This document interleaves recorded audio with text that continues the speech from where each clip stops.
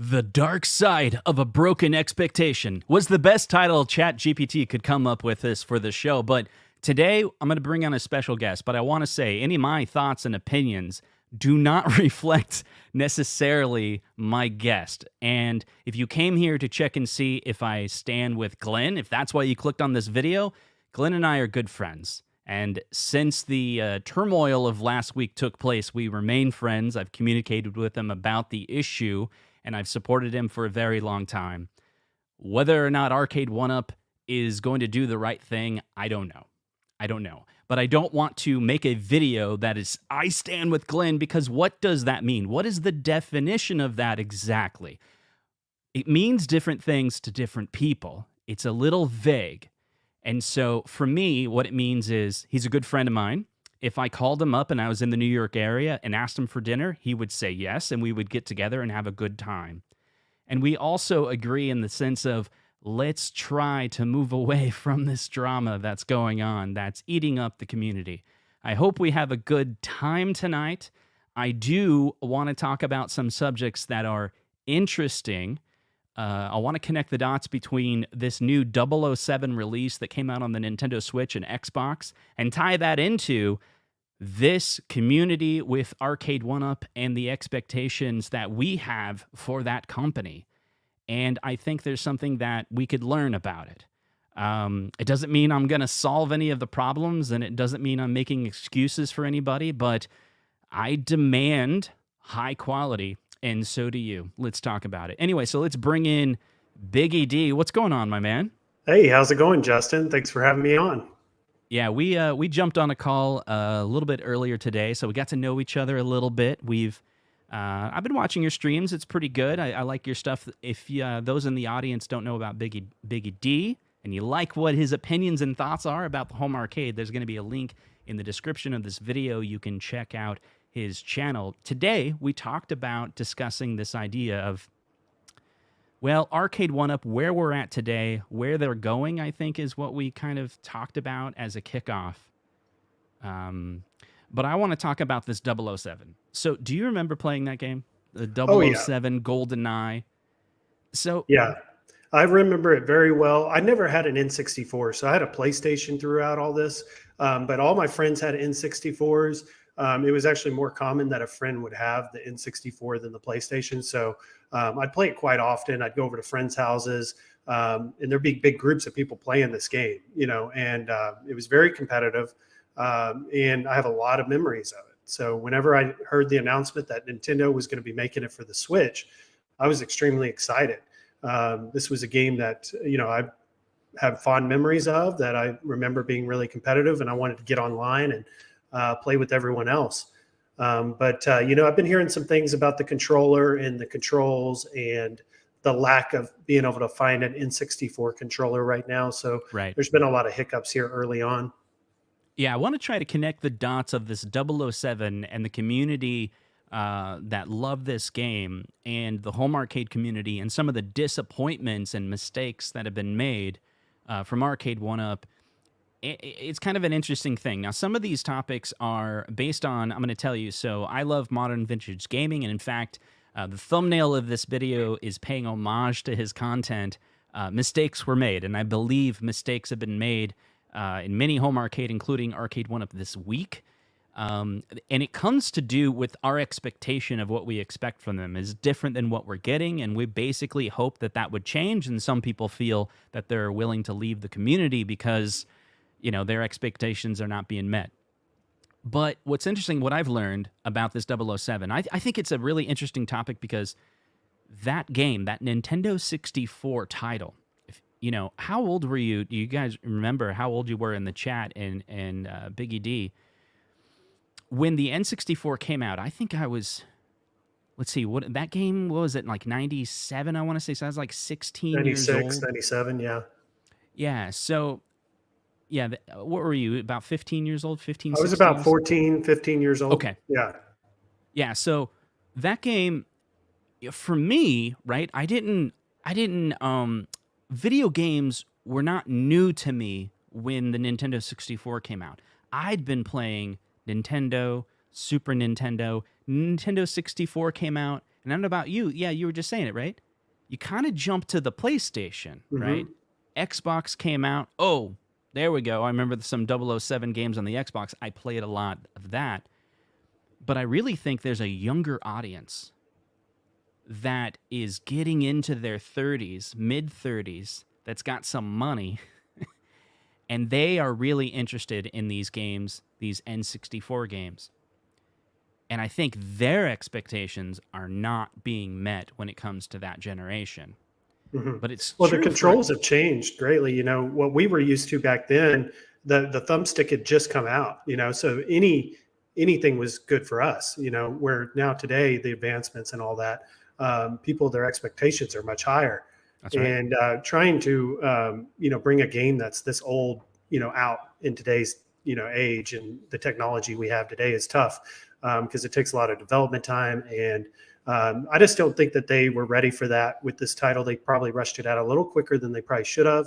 That's right. And I definitely think they should have had the N64 controllers ready, or at least have them ready as soon as possible.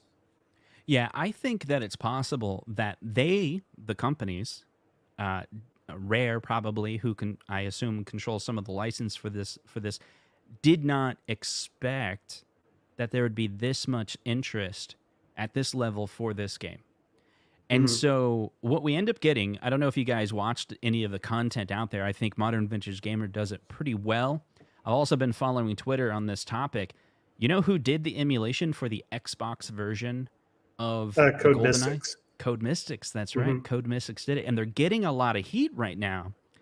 And I really think the heat is people have higher expectations than what they delivered on this game. So if you don't know about it, so you have a trade-off. If you want to do the Nintendo Switch, okay, Nintendo Switch, you can play GoldenEye, and you'll be able to do online, right? You'll Hmm. be able to play against other people, and you can get the Nintendo 64 controller, but you can't adjust the controller. You can't customize the controller on the Nintendo Switch. So some people are frustrated about that. Where Hmm. the Xbox, which is the version that Code Mystics did deliver the ability Hmm. to adjust the controller. So some people are happy about that. But the expectation is that this was not done under emulation, but was a port, and it's 60 frames per second. But that's not what was delivered. Hmm. What was delivered was this version that's not as high as quality as the expectation that people have. I don't know. What do you think about that? Right? It's like, have you seen that correlation in our community, right? Where what Yeah. was delivered didn't meet the expectations. Yeah, so we experience that all the time. It seems like every cabinet that Arcade1UP has come out with has had some, complaint or some dissatisfaction with the product. And I kind of give Arcade1UP a little bit of leeway on that because they're a newer Mm-hmm. company, whereas Nintendo's been around forever. They have endless amount of money and ability to invest in these products and these games that are being released. So I give Arcade1UP a little more leeway than I would Nintendo in this situation. Yeah, it makes me think. Here's the thing where I'm going to with this, and in general, I think this is why. Again, it's not my intention to necessarily talk about drama in this video, but I do want to draw a correlation to. I think I understand why the Arcade1UP fans in this community are really upset this week. And Mhm. usually, like, think about it. Like with the 007, you got the 007. What are they going to do about it? Well, people are complaining that they would like to get Code Mystics for the Xbox. I'm not really sure who did the emulation port for Nintendo. Maybe Nintendo did that, I guess. Yeah, I'm Um, not sure. I thought it was Code Mystics did that as well, but I really don't know on that. I saw a tweet from them that said, no, we just did the Xbox. So according to a tweet Okay. from Code Mystics, that it was like that.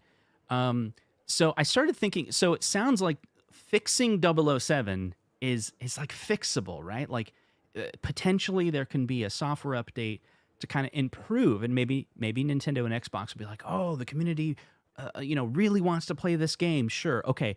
To increase, to satisfy the customer, we'll pay Code Mystics or whoever to kind of clean up the emulation. Hmm. Go further with that emulation, get it cleaned up. Yeah, that's definitely one solution, is to just, fix the game in the controls on the game. But from what I've been hearing, if you have an N64 controller, it's going to run fine.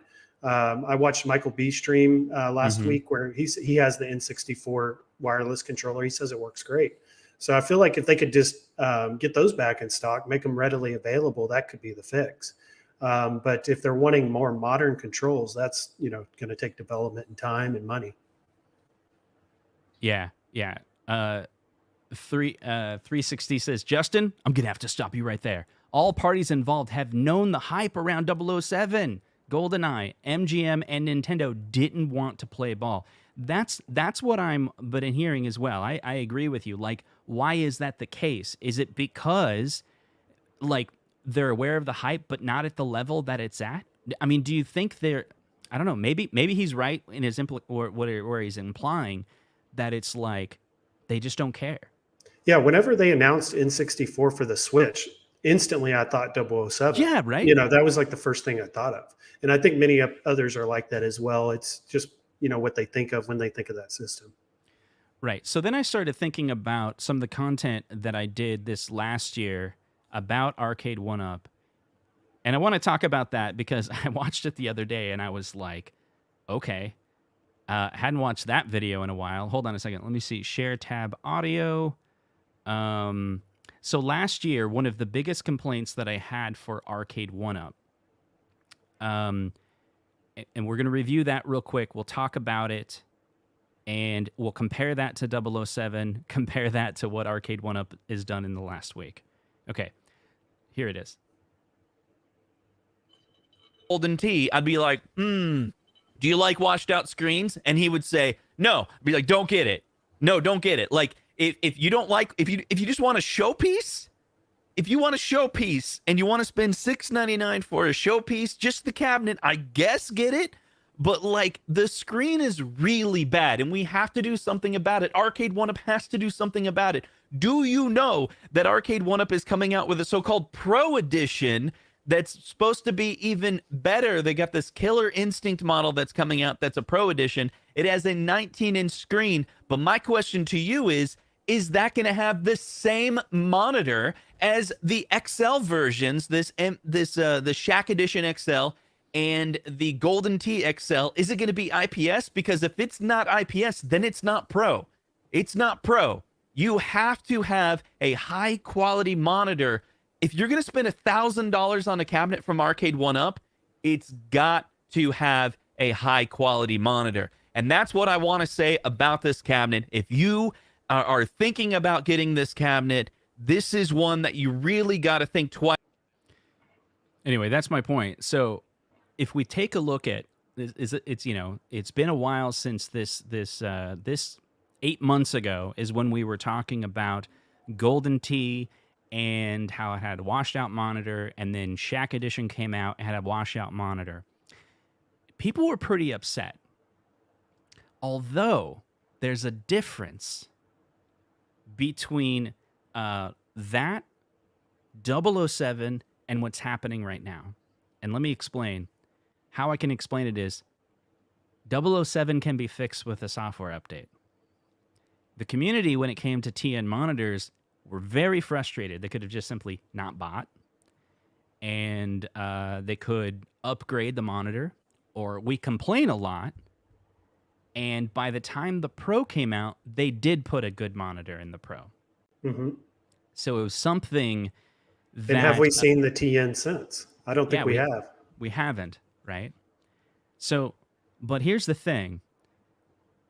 The community is really upset this last week over the Glenn's Retro Show. And again, I'm sorry for bringing it up again, because I don't want to keep the drama going, and I've talked to Glenn, and he doesn't want to keep the drama going anyway. But how do you fix that? You can't fix it with a firmware update. Right. You can't fix it by, sorry, we'll use better parts next time. It's like, be better. Mm-hmm. But we've lost trust in them being better. Yeah, I mean, we're ready to ask the questions now. Like when you guys were at CES, that was like one of the main questions that, everyone wanted to know. And, that's going to be on us now to make sure we check the box and make sure it's got the IPS before we buy it, because they're not going to tell us unless we ask or we dig deep and try to find that. Right. So I was thinking about it. I think a couple people have pointed this out. Just I want to try to, at least I need closure on this entire topic of the Star Wars re-release, and so I think in general, the main concept, and this is my opinion, it may differ from your Biggie D, but every single time Arcade1UP releases a product, there is one problem. Oh yeah. And I remember when the Star Wars re-release was being discussed, we thought, man, how are they going to screw up Star Wars? Right? Because like they did it really, really well the first time around, but we know there's going to be something that they screw up this time. And guess what? The new machine came out, and we looked really close, and we're like, hey, it's got black team molding. That's cool. I mean, not real team molding, but it's black, more like the original. It's got better artwork. They didn't put a crap monitor in it. They made the art flow. I don't see anything wrong with what they did. Oh, they screwed the community over. Got it. Yeah. So that's what they messed up this time. Yeah, it was like they almost got through. And then it was like at the very end there with the Facebook page, it was like kind of messed everything up. Yeah. So I hope this is something that we can all learn from and heal from. But it's a tough topic. And, it's been a week since it happened, and now I'm doing a live stream, and I did want to address it. And is this your first time doing a stream or show or video since then? Yeah, I think so.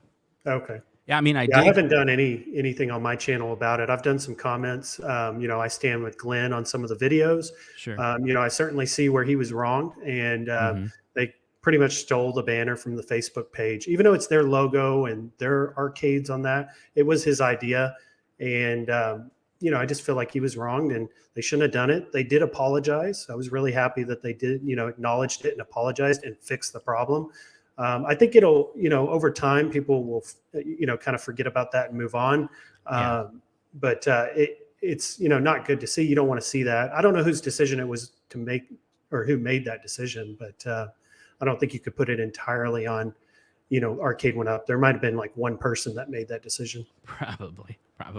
What's going on? It's CastleMania Games is here in the chat. Everyone, this video is now sponsored by CastleMania Games, because he joined the chat. He's a retailer that says things, and I just clicked on his link, now advertising that he has a website. So I wish I could go back in time and put up the sponsor thing, be like, because it's sponsored by CastleMania Games.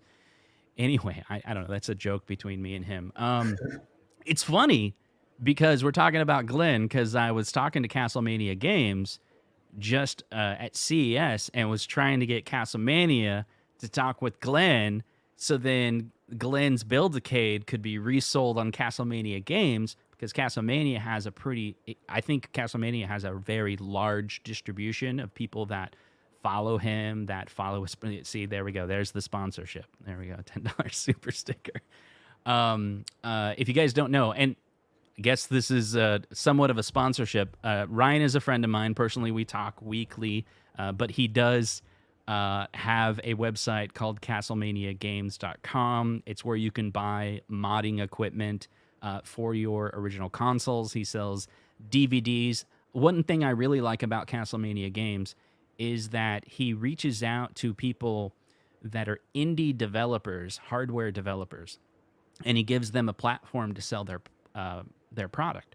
So there's a lot of products that are on his website that get visibility because CastleMania puts it on their site. So you can buy these console replacement kits that you can replace your Nintendo. Say you have a Nintendo case that's all beat up and yellowed.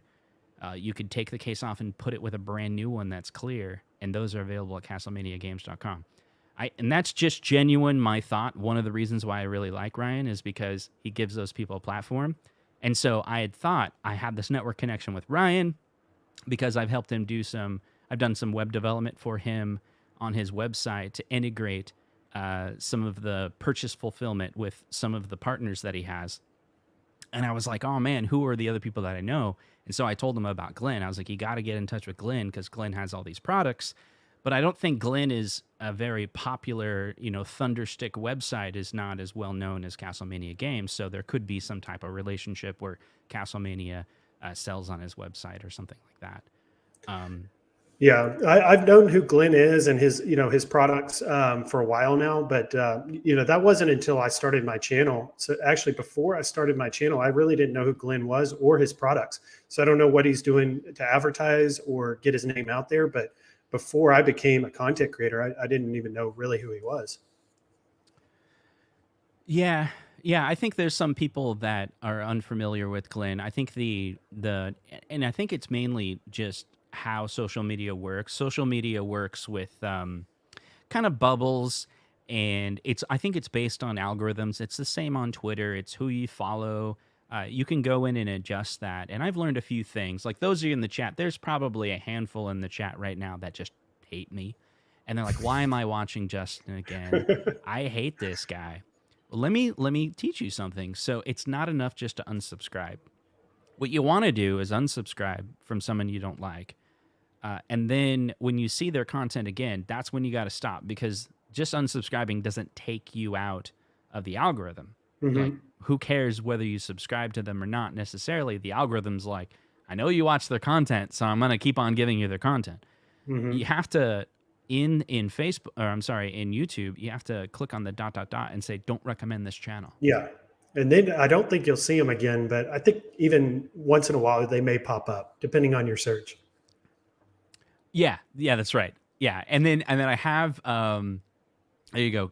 Let's see, Curtis, he hates watch Console Kits 20. There you go, and that's fine. That's fine. But I say that because if you truly don't like me or another creator, there's a way to remove it.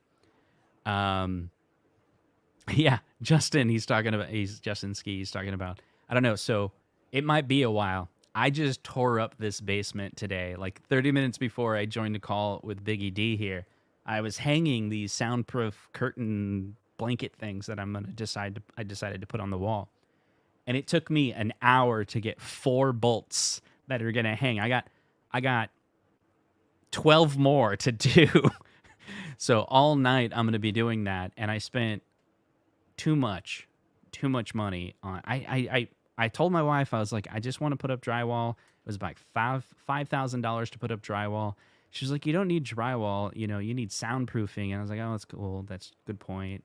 So I'm gonna do rock wool in the top, get some, because I'm gonna get some pinball machines down in here because they're in the garage right now. And when I play them in the garage, it's like, my wife's like, you can hear the pinball machines throughout the entire house. Imagine what it's going to be like when it's in the basement. And I control the volume of the pinball machines. It has access to the volume, and I put it lower, and it's like the entire house is just filled up. So I'm trying to soundproof the basement because I'm going to have 3 pinball machines moved from my garage to the basement in about 2 weeks. So I'm getting it prepped for all of that. And so I went with, instead of spending the money on drywall, I got sound blankets. I bought 2 of them. It was like $250 for only 2 of them. And it's just like, and then I learned like you can get moving blankets that do almost as good as job for like only like $30 a piece. Mm-hmm. And they work as like good sound absorbing to put on the wall. So I may buy a whole bunch of those for the other side of the wall and try them out. But it's already really cool. You go up to these sound blankets and you clap, and it's like you don't hear any echo. Yeah, it should help how you sound on your podcast too, shouldn't it? Maybe. I use the Shure mic, so like you can be in an echo room with this mic and you won't hear the echo. It's like my brother's a producer, and he told me to get this mic because he was like, I went to a studio and they were recording a vocal part in the area where they record drums. And so you talk in that room and it echoes, but you listen in the sound room, which is all soundproof in there, and you don't hear the echo at all with this mic. It's like, you got to be close to the mic. That's the only downside. That's why you like see the mic. Mm-hmm. You watch Joe Rogan, he uses the same mic. That's why he's like eating the mic, because it's just the way the mic works, is you can only really hear it if you're pretty close. Yeah. But you can be in an echo room and you won't hear it. Yeah, I'm looking forward to my new place. I'm going to have an office area, and it has no windows. And looking at soundproofing that room and making like a little studio. Yeah, the chat is lit up with this soundproofing. Moving blankets are super dense. See, this is what I heard. I watched this video about it. And the moving blankets, they're really cheap, and you can you like buy 2 of them and you layer them and you kind of fold them out. And I watched this video and the guy did the sound test on the moving blankets, and you couldn't really tell compared to the vocal booth blankets that I bought, which were much more expensive. Mm-hmm. They're like, yeah, you can just actually just cheat and get the moving blankets, and they do just as good.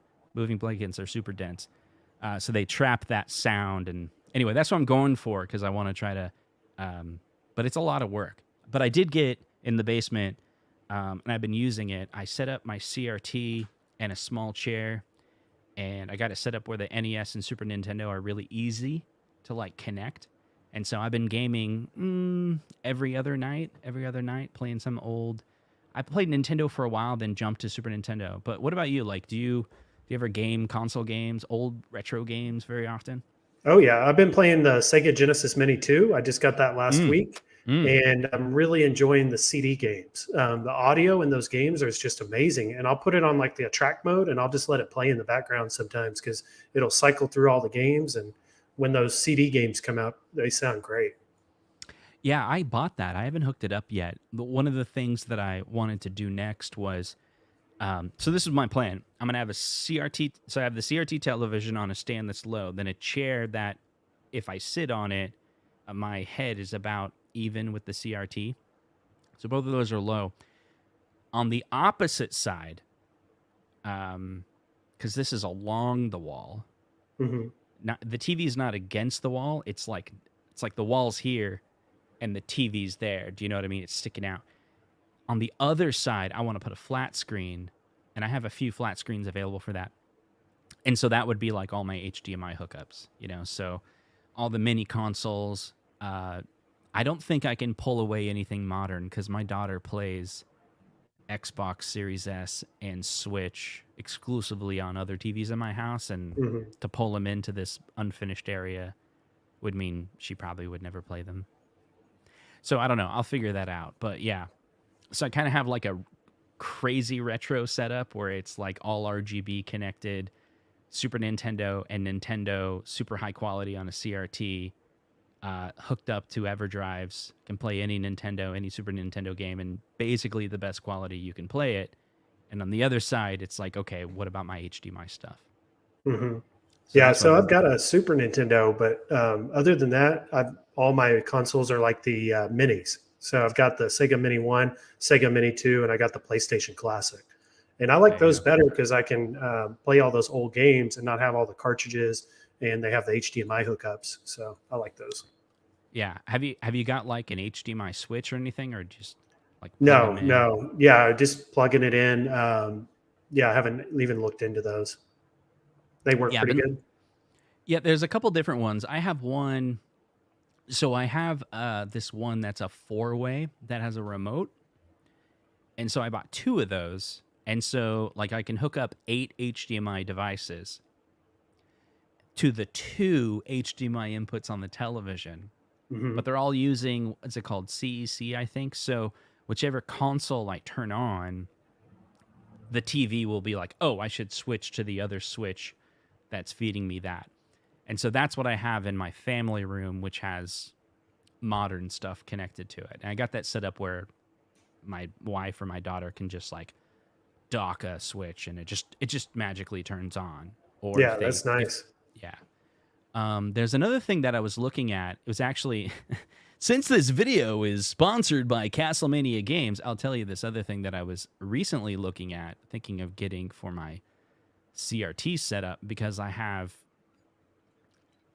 4 consoles that are all component video that I was going to connect to my CRT.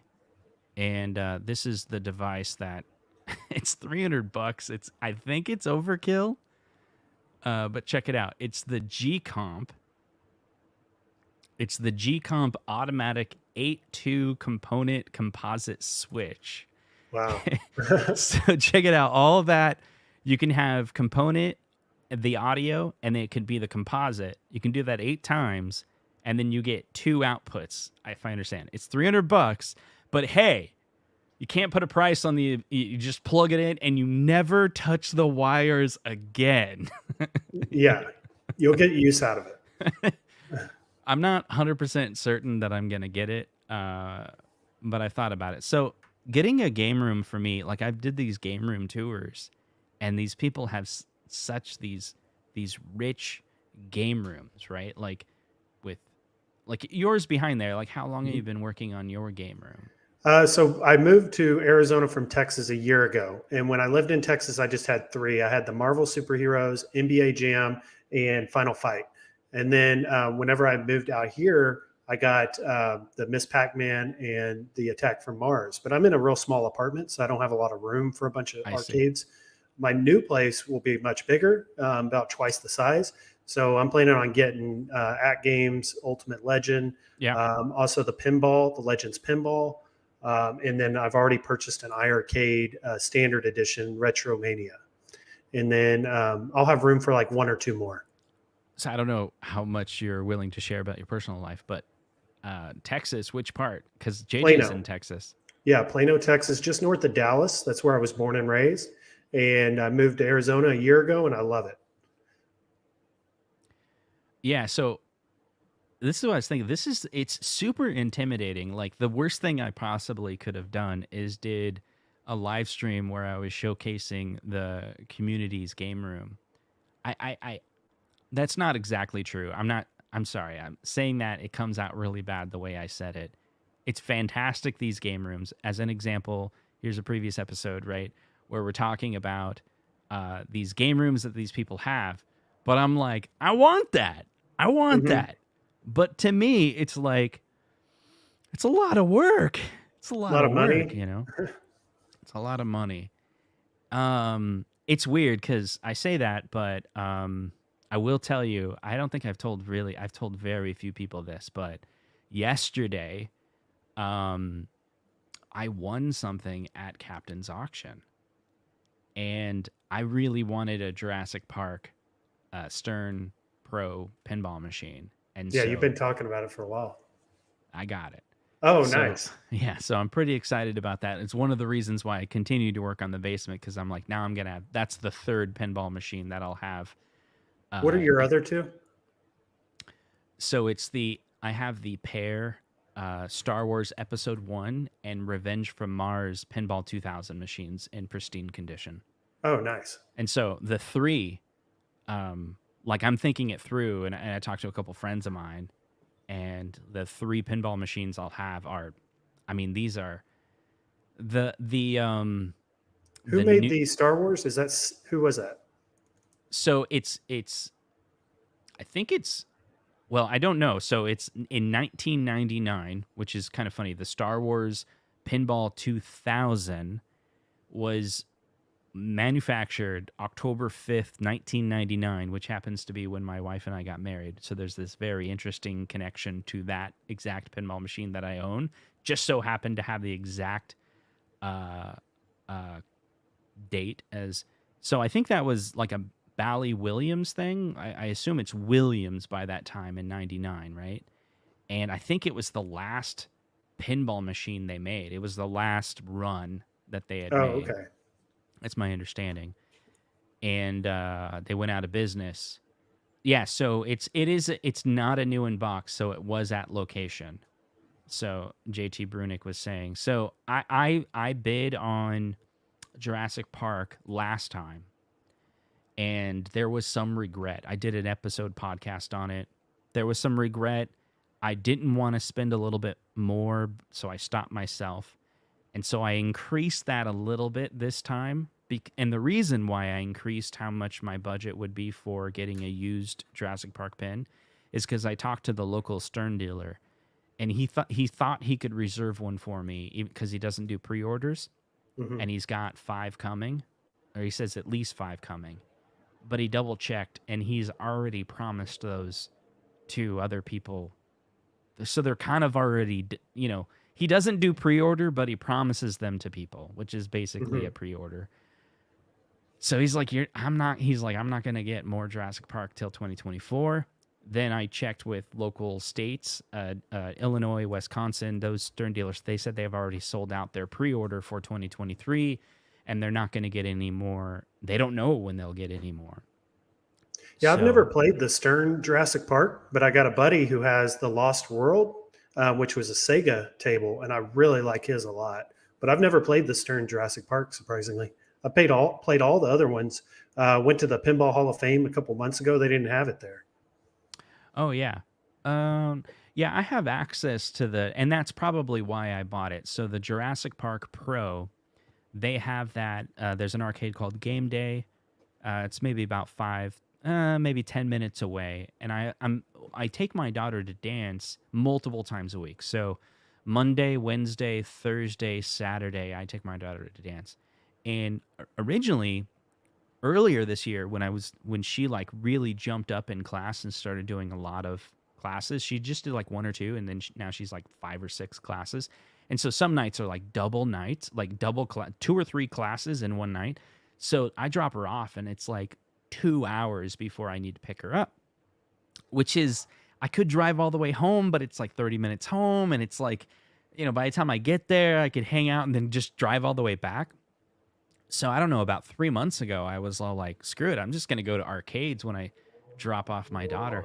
And so I've been going to every arcade in Des Moines. There's so many, and I have opinions. I have some strong opinions. Like, I've learned so much it's not just going to an arcade like every now and then.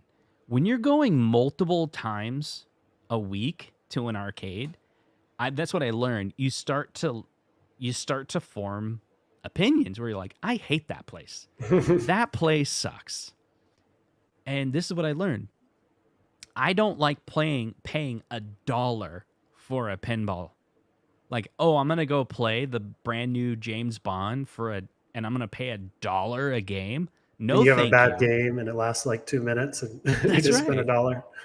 It's like, I think I'm spoiled. I think Arcade1UP has spoiled me. This free play where I'm sitting here in my home arcade. I'm just like, oh, look, Teenage Mutant Ninja Turtles.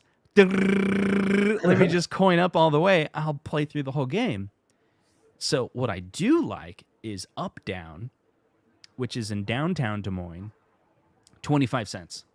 The entire place is 25 cents a game. Yeah, I like that. That's cool. Mm-hmm. You can play a lot.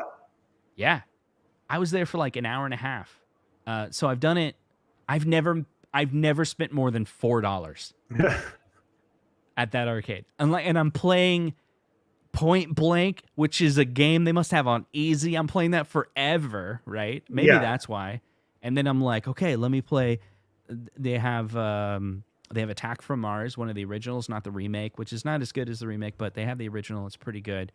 I mean, I'm just like quarter, token, right? But I'll spend 30 minutes playing Attack from Mars, and maybe I've played like 10 games, but it's like I pay, it's like not much money. That would be so much more money at other places. We've got a place called Starfighters Arcade here in Mesa, Arizona, and it's a great place. They have tons of pinball machines, probably 40, 50 pinball machines, and it's $10 to get in, play as much as you want, but they're only open for like 4 hours. But you can get as much as you want in that 4 hours. And but it sounds like $4. That's pretty good. That's even less. Yeah, I do like so there's another one in Grimes, Iowa. That is they say it's $10, but somehow it's $10, but if you want access to the limited edition, it's $12, and then with tax, next thing you know, it's $14. I don't know. I know the owner. He's the guy I bought the Play Choice 10 from, and my Neo Geo. So like last time I went there, he was all like, "Oh, drinks on the house, whatever you want." He doesn't serve alcohol, but it was still like soda fountain type stuff, and so he treats me nice there. But he's got the Attack from Mars limited edition. He's got the Jurassic Park limited edition, which is so much more fun than Pro, but it's super expensive. So I don't think I would ever own that. He must have like I think 14 pinball machines. Doctor Who was a lot of fun to play. I like the Doctor Who. That's a great table. Yeah, so that one's interesting. I just saw that one on Facebook Market in our area for $4,000, and I'm like, I have no clue if Doctor Who is worth $4,000, but it just came out, didn't it? Like a few months ago. No, I don't know. Like, I think this is an older Doctor Who. Oh, This okay. is, I'm thinking of the Stern one that just came out, the I don't, 007. no. Oh, you're talking about Doctor No. Doctor No. Okay, I'm way Doctor off. No 007. Doctor Who's I'm totally talking different. about like British television Doctor Okay, Who. I'm not familiar with that one. Oh, I'm you know, like Dr. No. Daleks. Do you ever watch the Doctor Who on I've BBC? never watched it. Okay. Okay. If there's those in the chat, I don't there I mean it's an entire series but there's one episode I always tell someone if they want to watch an amazing Doctor Who episode, there's just one episode that you need to watch. Like I'm not going to force you to watch the entire series, but there's one episode. Those in the chats, tell me your favorite Doctor Who of the series that started in 2005. What is the best episode? I wonder if someone in the chat will match what my favorite episode is, because I think it's universally the most popular Doctor Who. And now that you're talking about it, I kind of remember the show now and remember seeing advertisements for it, but I never watched it. But yeah, I totally got confused. I'm thinking Doctor No. That's a great table. Yeah, the Doctor Who is a lot of fun. Well, if you're into the series, then all of a sudden, in the pinball game, you're like, I'm playing it. It's like, okay, it's really fun. And then all of a sudden the Daleks attack, and then the Daleks are like doing their Dalek thing. They do their voices or whatever, like exterminate. Yes, he got it. Blink is the best episode. The first person that pulled up an episode name, 100%. Okay, so let me explain Blink. I'm not going to give away the ending or anything like that. Yeah, don't blink. Yeah, everyone's got it. So in this episode, yeah, right here, people say see one episode, it's Blink. Okay, so in this episode, basically there's these, angels that are statues, and basically if you're not looking at them, they come alive. And they'll come after you. And if they touch you, you'll travel back in time like 50 years, which basically means you're dead. Because you just time traveled instantly and you're a grown-up and now you're old and you're probably dead. So, it adds 50 years. Yeah, it's like if you look at them, they're stone. But if you don't look at them, they'll come at you. And if they touch you, you'll time travel back. And maybe it's more than 50 years. But as they say, like they steal your soul or whatever. Because at the present time, you're basically dead. Because they just threw you back in time. You get to live your life. Sure, but you're in the 1950s or whatever. Anyway, it's an entire episode about that concept. And of course, yeah, Blink is probably one of the best written episodes of Doctor Who. And they made a table, pinball table. They made so Doctor Who in the UK is a series that's been around since like the 70s. It's like on their version of PBS, like their public broadcast system. And there's kind of a cult following from those original shows back in the 70s and 80s. And there's been different actors that have played the main character called the Doctor, which is the species that basically looks human, but can time travel and go anywhere in space and time. And so what's great about the show Doctor Who is every episode could take you anywhere. The story can do anything. It's like Quantum It's like Back Leap. to the Future, but in TV shows. Right. But they could go to a different planet and talk about anything. They can make up whatever story they want. And then when they needed to hire a different actor for the next season, they just said, well, the Doctor can regenerate when he dies. So he'll die and regenerate a new body, and that's why he looks different. But he's regenerated like 10 times or something, and that's just them going through different actors. Yeah. It works. But it like works. Yeah. Yeah, so in 2005, they kind of made a comeback, and they had some pretty good actors. And I guess this next series is bringing back the actor from 2006, which he was probably my favorite Doctor. And anyway, I don't know why we're talking about Doctor Who, but here we go. And what do you watch it on, like Netflix or? It's going to be available on Disney Plus. I think it's been available. So I watched it. The series kicked off in 2005 on BBC America, and that's how I would watch it.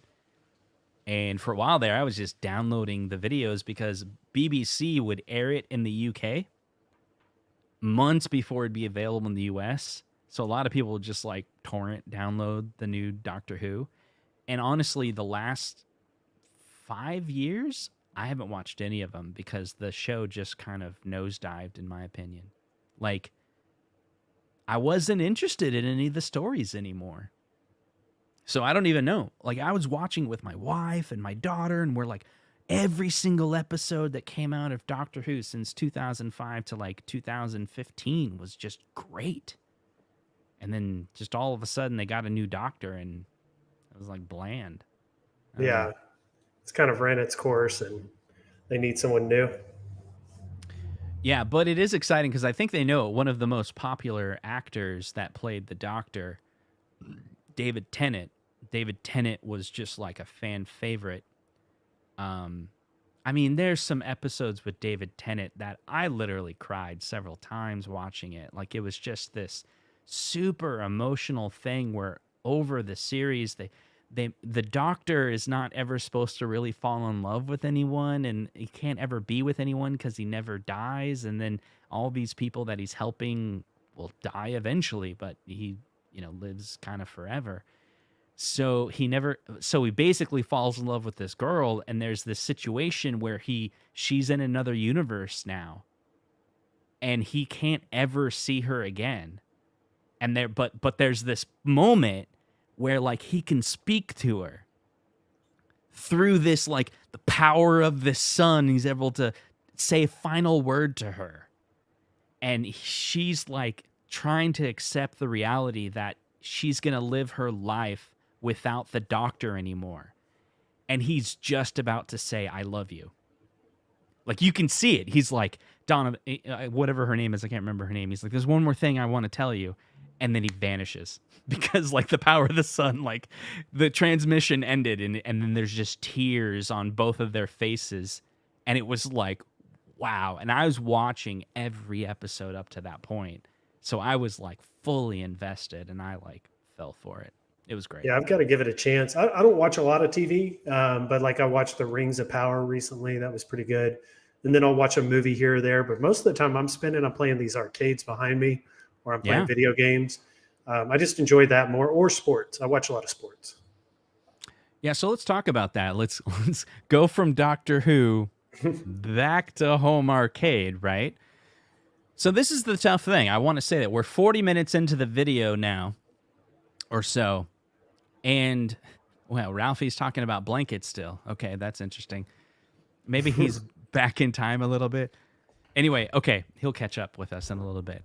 Here's my thought. So Stand with Glenn. A lot of people are supporting this movement, and in spirit, I support it in the sense of my definition of Stand with Glenn is I love Glenn. He's a great person. Biggie, I know you say you're not familiar with him. I've met him in person, went to conventions, hung out with him, had dinner with him multiple times. He really is an awesome person, and will do, if you're friends with him, if you know him, he'll do anything for you. He'll help you out. He's a super nice guy. But I have limits to that phrase, Stand with Glenn. For example, like I will buy the Glenn's yoke to support Glenn, but I'm still going to buy the Star Wars XL when it comes out next year.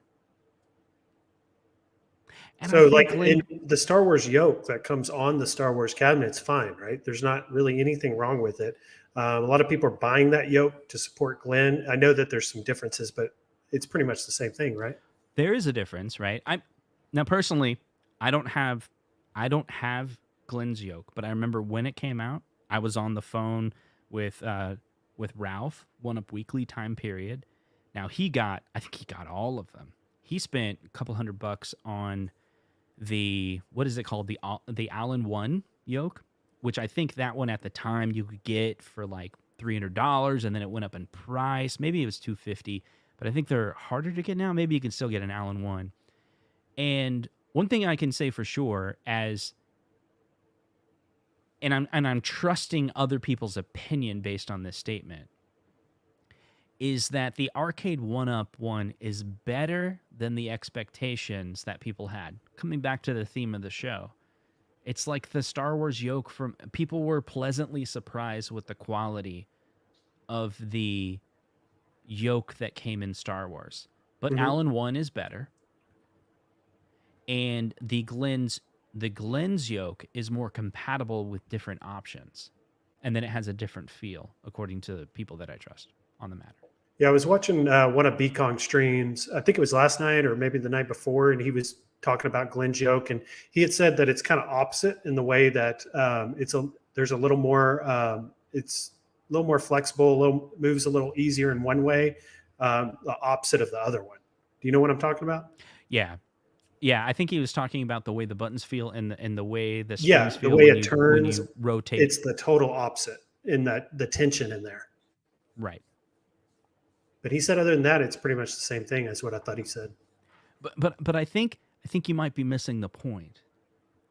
What I'm saying is, I'm gonna get that when the Star Wars XL comes out next year, and I think that's the point. That's the message that I want to say.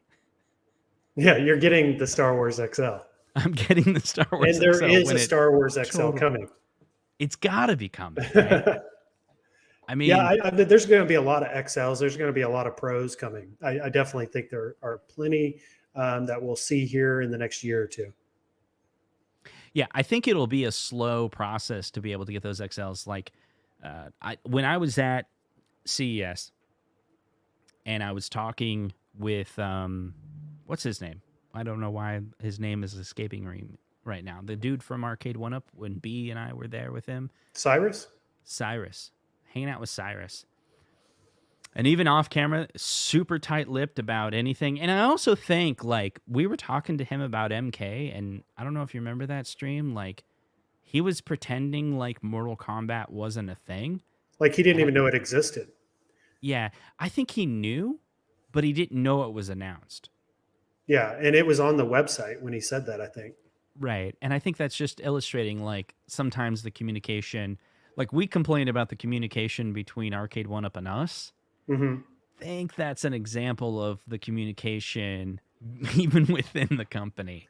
Yeah, I used to work in marketing for a motorcycle dealership, and I would go to all the different dealerships, and I would talk to the salespeople, and I would learn the products, and pretty much had to be an expert in those things because what I designed, my graphic design and what we were promoting had to be in line with that. And that's something that Arcade1UP doesn't do very well.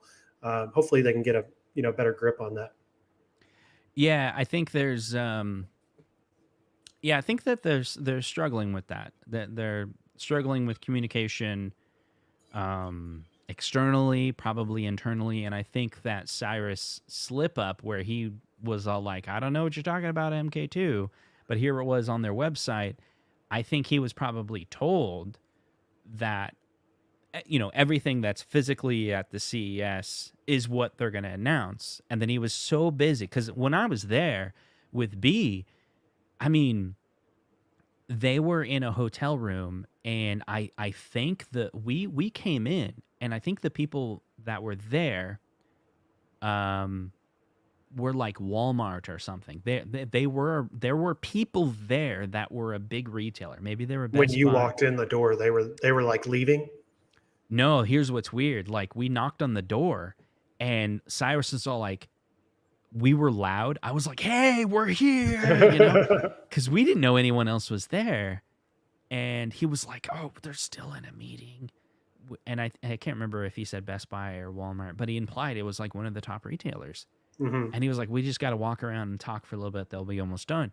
So 5 minutes, we're just kind of chatting with Cyrus, and he's not saying anything. We're like kind of joking with him, like, oh, when's the Star Wars XL coming out? And he was like, haha, but he so then it kind of switched to like how you doing, how you've been dealing with the CES, and he's like just talking about how he's just meeting after meeting after meeting after meeting, and he's so happy that this time it was at a hotel and not like there, like inside CES, because they just want to talk to retailers, and they are able to schedule back-to-back meetings during CES. So they're so glad they did it off-site.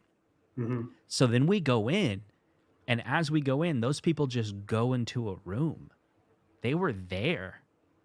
So while we were doing the whole video, in the next room, which was connected to the suite, whatever retailer was there. And we were loud and everything. And then when the show was over, I went in, there was a grand piano, and I was playing piano, and I was playing lightly. And the dude came out and was like, "Stop it!" Because they were like still having their meetings with some retailer. Could you see into the room? What's that? Could you see into the room to see what was in there? No. So it was like there was that room with all the arcades, right? It was like almost like that's a living room and a little dining area. Yeah, and you had the casino-cade, and then you had the two deluxe Pac-Mans on the sides, but they removed the casino-cade before you got in there. I wonder if that was in the next room, and maybe the MK was in that next room. They said there was no MK that was shipped, and the casino-cade was like on tour, because when you agree to do CES, you have to agree to giving this CES something. And it was like one of their products has to go on tour with CES. And Cyrus was explaining it, like these security people will come and take the casino-cade, and he has to just like let it go. And it's just, from his point of view, it's just random people that are taking it on some parade, some tour. It's just a part of some like other event that they're not invited to. And then when it's all over, they cross their fingers that it's in good shape, because, they'll want to bring that same machine to like the next event. Yeah, the timing was so weird with how you guys got there and it was gone. I was really hoping you guys were going to get a good look at it and give us your opinion on it. We never saw it.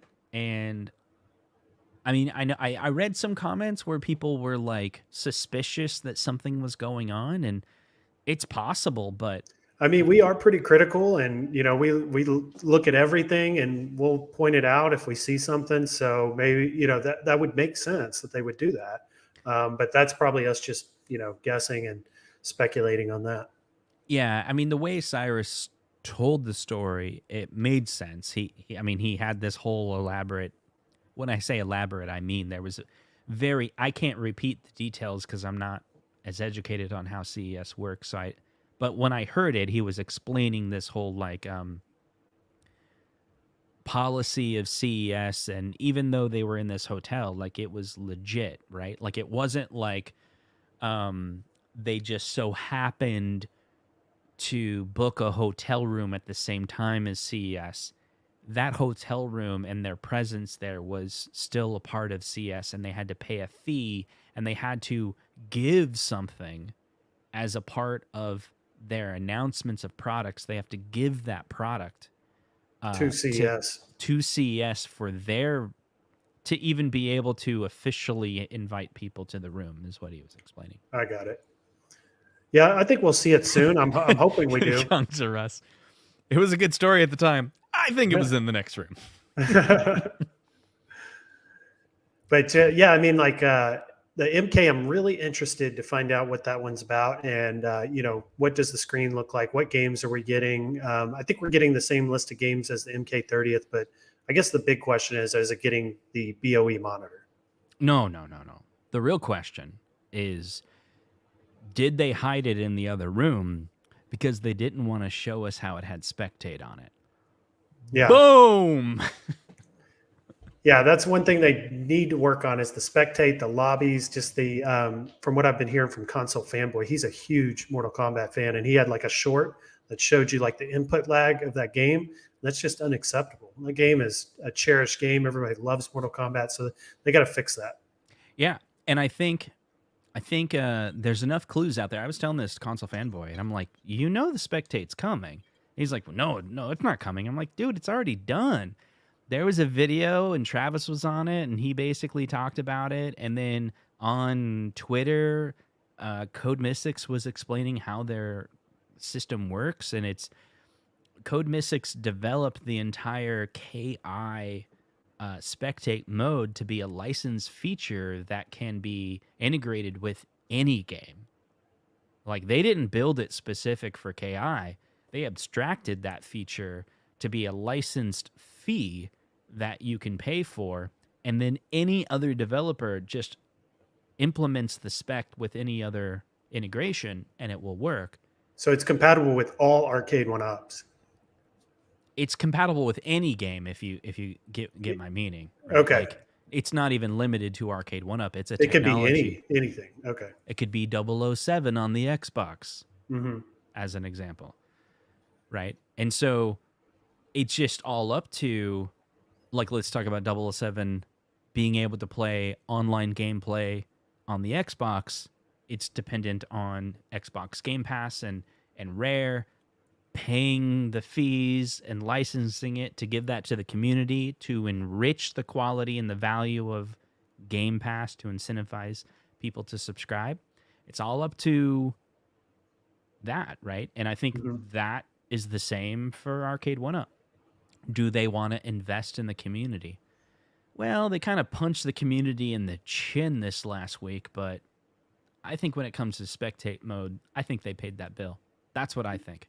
I'm trying to read between the lines between what I've heard and what I've seen, and I think they paid the bill. And I don't know if they're going to have the spectate feature by MK2, but maybe that's why MK2 was announced at CES, but there was no product available on it yet. They're like, we are going to do it, and we are going to do spectate for the deluxe version, and there's not much information on it because we don't want to promise anything.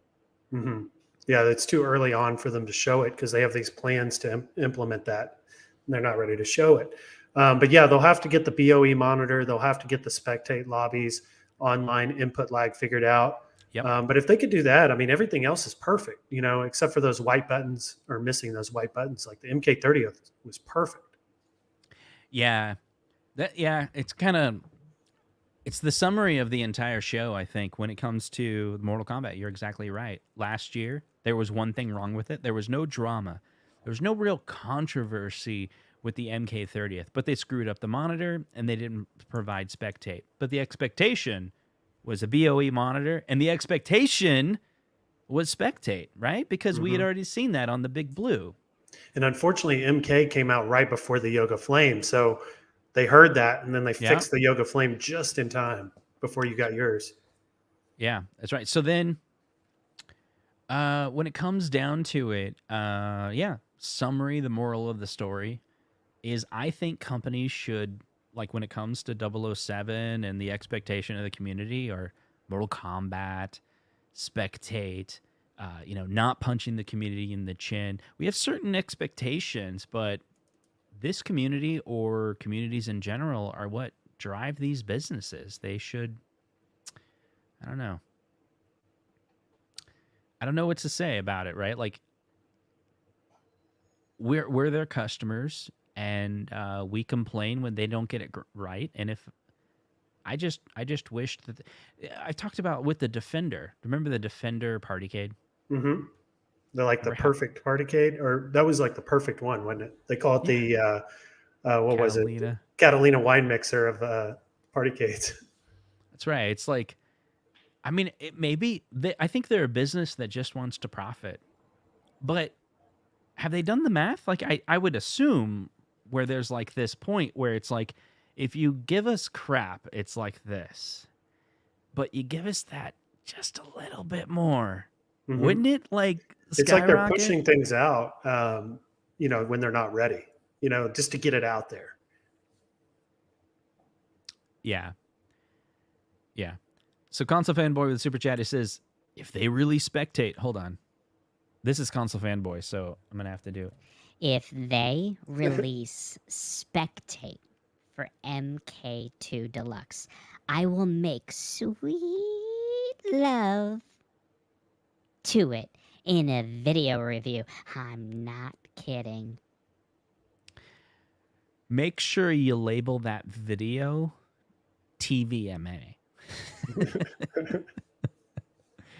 I hate to tell you, Console Fanboy, but in my opinion, you're going to make that video.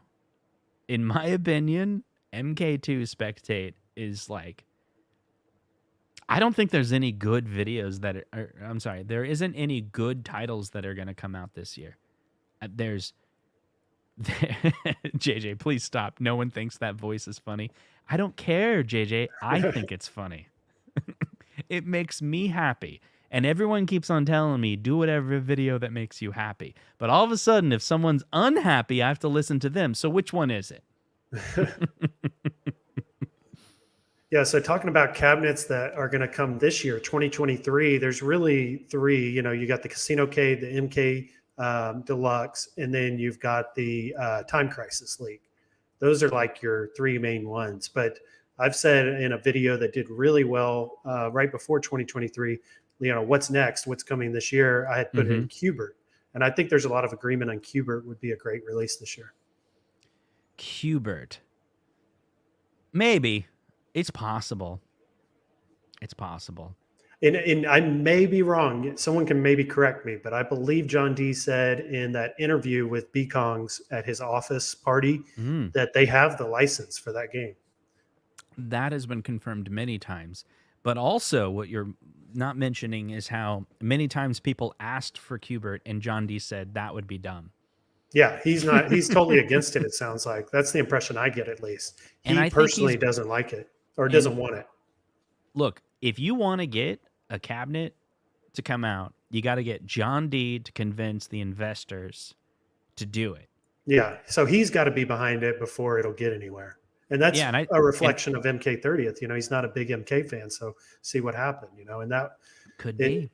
So, yeah, I mean, you got to get him on board. And I think there was a petition at some point and maybe didn't get enough votes. I don't know if those petitions are like have any value at all. I think because when the there was a petition, the only petition that has came out that actually released that had a cab was Dragon's Lair. But at some point it was said that Scott Baccarat approved, I think it's Super Dimensional who was in the chat earlier. Is that right? Super Dimensional did, maybe if you're there, confirm this. Like he did the petition knowing it was coming out anyway. Because Scott Baccarat's like, yeah, we're totally going to do it. Go ahead and do the petition because we're going to do it anyway. But I'm curious how many people will sign it. And a whole bunch of people signed it, and that just confirmed what they already knew. And so I don't really know if the petition makes a difference. It's just like they're going to do whatever they're going to do. Well, it can be manipulated too, can it? I mean, like you could send like a bot in there to kind of like sign it. Yeah, yeah. And John D's even said this on a previous stream where he said, well, maybe we should do like something like a Kickstarter. And the reason why he was saying that is because he was saying people need to put real money into it because it's easy to sign something. It's another thing to be like, I'm going to at least put $50 down towards my commitment to purchase. And that was his way of saying you're going to get reality at that point, which to me is another way of saying petitions mean nothing. Yeah. And why I think Qbert is real high on the list for this year or in the near future. If you go back and you look at one of the very first TV, or I think it may be one of the only TV commercials Arcade1UP has ever done, it shows you an arcade. And most every arcade in that commercial has been made except for Qbert. Qbert's like the only one in that commercial they haven't done. That's fair. That's fair. That's fair. I think maybe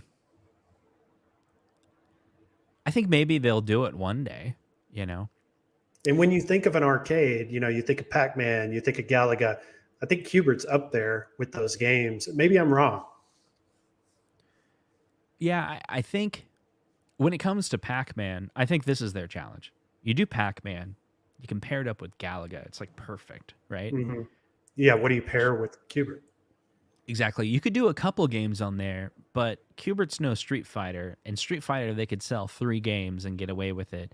And now they're at like 14 games. So the demand and expectation, it's our theme. We got to scream like Pee-wee's Playhouse anytime you say expectation. You scream. Never mind. Anyway, I think as if Qbert was going to come out, it should have came out in like 2019.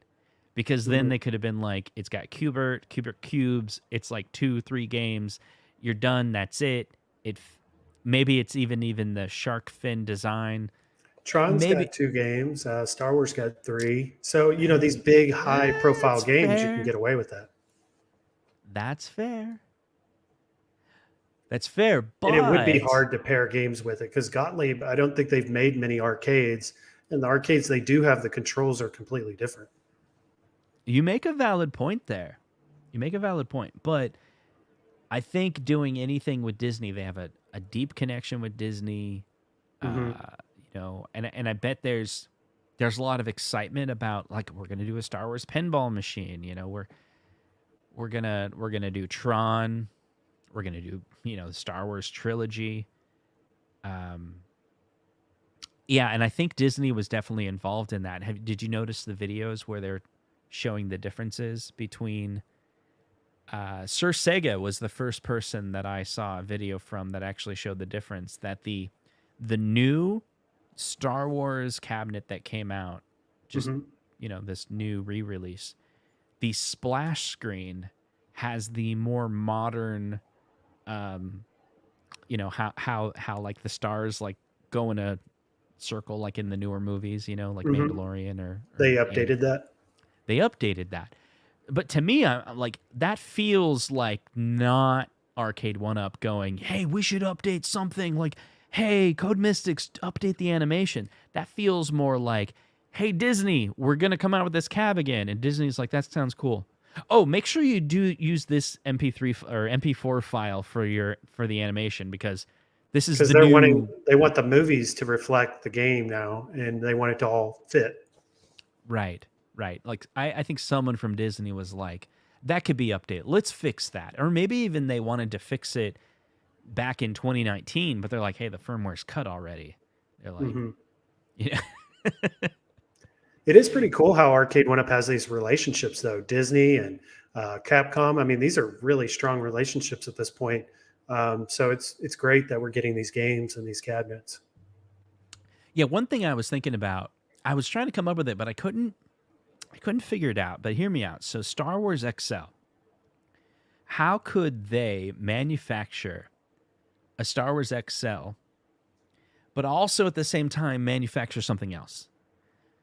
Like, they've done that. Like, think of the MK and the Yoga Flame. It's basically the same design. So they were able to leverage the investment of building a mold, of building a design that multiple cabinets could leverage. And that can save money, right? But if you're going to do a Star Wars XL, how could you flip that machine and be like, oh, it's the Star Wars XL, but it's also a Road Blasters? I don't know if that would work, because if you go look at what a Road Blasters look like, it's similar, but totally different. It's totally different, right? But then if you go, well, what if they do that Atari series, like Road Blasters, Road Runner? You know, there's like 5 Atari games that basically look exactly the same, that have that look, that are all those machines. Indiana Jones, right?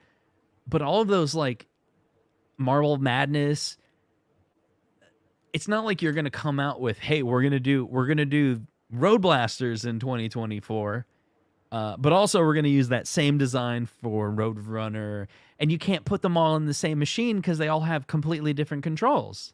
Yeah, you'd have to find games that are similar in controls. I don't know what you would do, like a Sega Hang-On or something, maybe, if you get like some handlebars on there or something. I guess you could do that, because Midway or a Paperboy and Capcom, right? They use the same design on 2 different. I wanted to come up with a solution that says, well, here's what they could do. They could come out with a Star Wars XL and then come out with a Road Blasters XL. But I can't figure it out, because then it's like, well, that other one's going to have a similar yoke. It just doesn't have that. I think is it Z axis? Yeah, it's like handlebars, but it's I have not seen it on any other cabinet. Right. So you take that same Star Wars design and you'd be like, okay, fixed it. So it's just, but you still have the buttons for Road Blaster. But then what other games are you going to put on it that are Atari? Yeah. That wouldn't want their own title. So Same problem you're running into with Qbert and a lot of these other games. These classic games, it's hard to pair them with other games because these, people don't want to mix them, because of the game title and how big it is. With the newer titles, you can, load it up with a bunch of games. Everyone's they don't like how much wall space that you have behind you. Oh yeah. I like having just a little bit of space, and I think I'll always do that. I'll always have just some space, no matter how little room I have, because I like seeing the artwork. I really appreciate the artwork on the side panels, and if you put them too close together, you lose that. Yeah, that is true, and it's all about to change, right? Because when are you moving? Moving in a month. Right at a month. Is that space gonna give you still the wall space, or? Yeah, I'll have a lot more room. So I'll probably spread them out and just kind of make it, make it look neat and nice. And then as I add more cabinets, I'll bring them closer together. But I'll never want to have them directly, next to each other. Here we go. We got someone coming out with the Firefox. Firefox was Atari. And I've also been hearing a lot about my wall behind me being too plain. So I've been starting to get these Arcade1UP wall lights. These things are pretty cool if you guys haven't bought one. I'll have to check that out. Firefox Atari. Yeah. It's a complex situation. Yeah. Okay. So the Firefox, yeah, that is pretty good. It has that same yoke, doesn't it? But see, the Firefox is an interesting one because I've looked at the Atari when I was doing some research on it, and Atari came out with a couple cabinets that have a certain look and feel. And this one's interesting because, let me pull it up. And I'm no Atari expert either. Like I actually didn't even start getting into these older Atari games until I got into Arcade1UP. It's kind of like I'm more interested in these old classic titles now. When I first got into Arcade1UP, I was only interested in like Street Fighter and Marvel superheroes and games like that. Yeah, definitely. It's opened up, I think, for a lot of people. This one's an interesting one because it kind of looks like there's another Atari game called, it starts with a V. I love the game. I don't get an opportunity to play it too much, but a friend of mine told me about it about a year ago, and then it was at Retro World, and I somehow knew it was going to be at Retro World. I don't know how I knew, and it's sure enough it was there when it was playing. It's like a tank game, but it kind of looks like this Atari version where it's slim in the center. This is similar design to the Return of the Jedi, isn't it? Similar. So I played Return of the Jedi also at Retro World, and it's slimmer, but it doesn't have the boxier. Let's look that up again. Let me pull that up. What Atari Return of the Jedi looks like. Yeah, they have those at our local arcade, Starfighters. Oh, really? Mm-hmm. They have a Return of the Jedi there. And they've got a Road Blasters. Yeah. Road Blasters is one that I have. It's pretty good. That's one I'm going to try to get into the basement as well. Yeah, I guess it's similar. I'm pulling it up. Let's share the screen again. Arcade1UP could maybe come up with a design that's like, but see, they've already done a Return of the Jedi, right? Like they're not gonna they're not gonna another. See, that's what I'm thinking is that's what their challenge is. The challenge is, we know maybe they care what the community wants, but it'd be cool if their formula, right, is to come up with a new design that they could repurpose on multiple machines. The exception that you mentioned was, is it T2? And the exception you mentioned, T2's got one game, but Tron and Star Wars had 3 games. Recent cabs. Yeah, I think it's Vanguard. Is it Vanguard? Is Vanguard the game I'm thinking of? No, that's not it. Now I got to look it up. Atari Vanguard. But I got to play it, and I was playing it for like about an hour because I was like, This game is so rare to me. Like it's not Vanguard. Now I got to look it up because it's bothering me. I did a whole bunch of videos on it. I mean, I recorded videos on it, but I never released it. So on those Pac-Man Deluxes, because you saw them up close, did they just had the regular molded coin door? They didn't have the lit coin door, did it? It wasn't lit. Right? Yeah. Yeah, it wasn't lit. It was just regular. So I'm thinking Vindicator is what I'm talking about. Vindicator. So Vindicator kind of has that Firefox look. It's a little different, but if you ever run into this one at the arcade, you gotta check it out. It's Yeah, I've not seen that one. That one looks really cool. It's really cool. You're basically a tank, right? And it's 2-player, and they have these yoke-looking things. And so, you're basically controlling the tank wheels, right? Mm-hmm. And so it takes a minute to kind of like get your ground and figure out how to move around if the first time you play it. And then it's got triggers that are shooting. And it I don't know, it kind of feels like it's a pretty simple game where you're just moving across the ground and trying to blow things up. It's not very action-packed, but it's hard because it's like probably the most difficult game I played. I see what you're saying, though, about how it has that similar design. Afterburner would be another one that's high on their list to do, and that could kind of maybe utilize that same XL cabinet, possibly. Yeah, maybe. That's the thing, because if they do the XL for Star Wars, I don't know if I think it's going to be a unique design, and just like that's it. Mm-hmm. But you're thinking, what design could they use on multiple cabinets, make their money go farther? Right, because I think the community wants multiple titles, right? Multiple Mm-hmm. different machines, but multiple titles is going to mean this type of titles that people are talking about, right? Like, are you going to want Qbert, but it's in the midway shape? Yeah. Right? Are you going to want and the Qbert, same complaint about like the Yoga Flame? It had the midway shape. And sacrifices got to be made if you want all these games. So, we might have to get used to seeing similar cabinets. That's what I'm thinking. Like, I just don't think the market is what it used to be. Is that right, Dave? NES has a good version of Vindicators? I'll check that out, man. I'm not joking. So here's the thing. So NES, I was playing Road Blasters on NES, and then I was playing it on the arcade version. There's definitely a difference, and the arcade version feels a lot better. But I've been playing a lot of NES games recently, and it's like some of the games, even if they're kind of low res, like they were a lot of fun. I don't know. I'll tell you my favorite game that I've been playing lately on NES. I don't know what your favorite game is. I'd love to hear in the chat, or you, Biggie D, as well. I was playing T2 on the NES, which is a horrible game. But I thought about this today, and I'm determined to do this. The reason why I love and hate Terminator 2, it's a very simple game. You can kind of let your mind escape, except for it's too hard. You die too easy, and then you got to start all over. Yeah, see? The bad guy is like, oh, God. But I think the reason why T2 is so horrible is because, like, you die, and you got to start over at the beginning of the game. It's too easy. But I'm like, screw it, man. I want to have fun. I'm going to Game Genie this thing. I'm going to go look up online a Game Genie that just gives me unlimited continues. And I think I would actually enjoy T2 for the NES. Yeah, it's probably hard to find one of those Game Genies unless they're making new ones.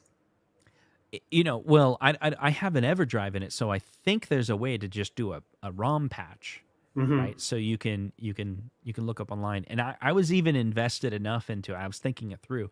If there's not a Game Genie out there for it, maybe I would make the code, because like I've seen the analysis, and I have a buddy that's a content creator that covers this, and he knows the right emulator to load a game into, how to analyze the memory, and then you can basically, when you die, you'll see one value go down in one number, and like that's your lives value.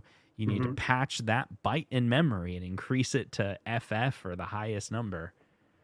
And there you go. You got unlimited lives, or maybe you put it to a negative number, and at that point it just gives you unlimited lives. Like, I'm determined to do it. Yeah, I remember renting that Game Genie because I'd go to my grandfather's house and he would take us to the video store and we would always rent that thing because we wanted to beat the games. But games I remember on Nintendo are the first Teenage Mutant Ninja Turtles game. I have really good memories of that one. And then Base Wars. I don't know if you remember that robot baseball game. Base Wars? Mm-hmm. Let me look that one up. That was such a fun game. But I've probably played hundreds of NES games. Yeah. Okay. Yeah, I remember Base Wars. I'm looking at it, and it's like there's a handful I was of hoping games. iArcade would get a game like that. There you go. Base Wars. I dream of Game Genie. That's funny. Yeah, Base Wars is awesome. If you think T2 on NES is bad, try playing the original Terminator for NES. Yeah, so I was playing the Super Nintendo Terminator 2 for the arcade. And that's okay, but I went back to T2 for NES the other day, and I was like, it's dumb and stupid, but like you're just like punching these guys that run at you. Okay, now I got to pull it up. I want to pull it up. I remember when you went to Galloping Ghost, I saw some videos of you and you were playing the Nintendo arcade like majority of the time. You got all these arcades and you're playing that one. I don't know. This is the thing. Like when I started covering YouTube, I was doing YouTube. I was like, oh man, I love the Super Nintendo. That is my favorite console. And then I was like, I'm going to start collecting and find all the games that I really like. And even my wife was like, you got to buy this Super Nintendo game. And I go look it up and it's like, yeah, that's a Nintendo game, not a Super Nintendo game. And I only bought like 30 Super Nintendo games, but I bought over 100 Nintendo games that I actually like.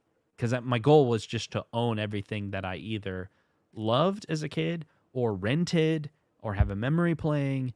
And in the end, it was like I have over like maybe close to 200 NES cartridges and only 30 Super Nintendo. And I was like, maybe I'm a Nintendo fan and I didn't even know it. I mean, when I got my Super Nintendo, I was so blown away when I got that thing. I got the first Mario and Street Fighter 2 with it. And those two games were just like mind-blowing whenever I got that SNES.